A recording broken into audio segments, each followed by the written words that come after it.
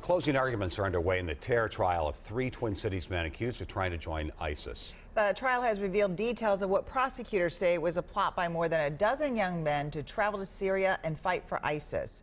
Prosecutors and defense attorneys have presented very different versions of what Abdirahman Daoud, Mohammed Farah, and Guled Omar were trying to do before their arrest in April of 2015. Esme Murphy is at the courthouse right now, and she joins us with more. Hi, Esme. Hey there, Amelia. Well, 2 of the 3 defense attorneys have completed their closing arguments. The 3rd will present his closing argument tomorrow. The defense is trying to counter a sweeping prosecution case that alleges these 3 young men were not only trying to join ISIS, they plotted to conspire to commit murders on behalf of the terror group. The defense counters that these men were entrapped by an FBI informant who was paid more than $119,000 by the government.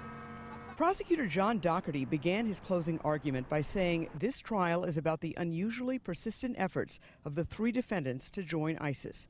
Doherty argued that the evidence was overwhelming, that the 3 had not only conspired to join the terror group, but conspired to commit murder for ISIS once they reached Syria.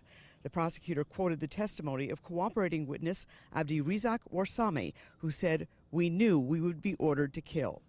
The prosecutor urged jurors that when they deliberate, they should listen to secretly recorded conversations made by government informant Abdirahman Bashir. On those recordings, the defendants can be heard talking about killing Turkish security officials and Muslims who were not Sunnis.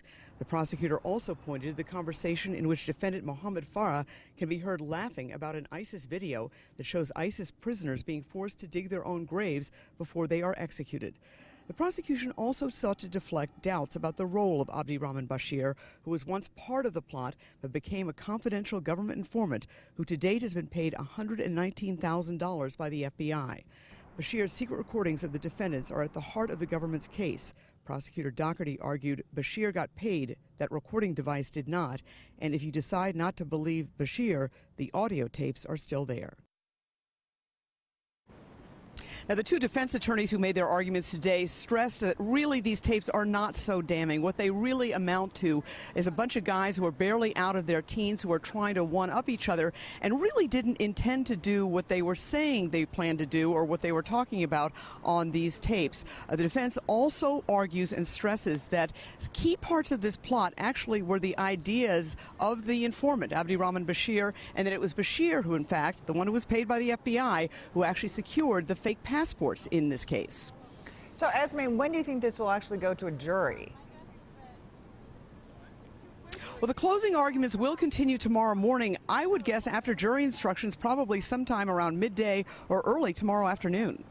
All right, and I'm sure you'll keep us updated. Thank you, Esme.